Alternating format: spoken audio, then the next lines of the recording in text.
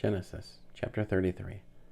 Yaakov raised his eyes and looked out, and there was Esav coming, and 400 men with him. So Yaakov divided the children between Leah, Rachel, and the 2 slave girls, putting the slave girls and their children first, Leah and her children second, and Rachel and Yosef last. Then he himself passed on ahead of them and prostrated himself on the ground 7 times before approaching his brother. Esav ran to meet him, hugged him, and threw his arms around his neck and kissed him, and they wept. Esav looked up, on seeing the women and children, he asked, "Who are these with you?" Yaakov answered, "The children God has graciously given to your servant."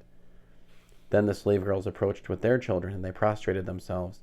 Leah too and her children approached and prostrated themselves, and last came Yosef and Rachel, and they prostrated themselves.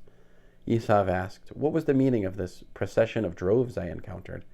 And he answered, "It was to win my lord's favor." Esav replied, "I have plenty already, my brother. Keep your possessions for yourself." Yaakov said, "No, please. If now I have won your favor, then accept my gift. Just seeing your face has been like seeing the face of God, now that you have received me. So please accept the gift I have brought you, for God has dealt kindly with me, and I have enough." Thus he urged him until he accepted it. Esav said, "Let's break camp and get going. I'll go first." Yaakov said to him, "My lord knows that the children are small, and the sheep and cattle, suckling their young, concern me, because if they overdrive them even one day, all the flocks will die. Instead, please, let my lord go on ahead of his servant. I will travel more slowly at the pace of the cattle ahead of me, and at the pace of the children, until I come to my lord in Seir." Esav replied, "Then let me leave with you some of the people I have with me." But Yaakov said, "There's no need for my lord to be so kind to me."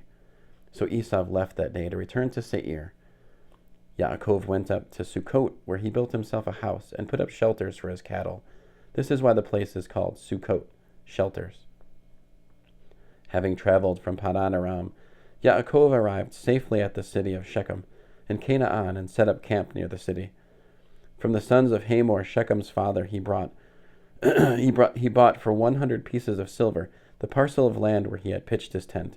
There he put up an altar, which he called El Elohei Yisrael, God, the God of Israel. End of Genesis chapter 33.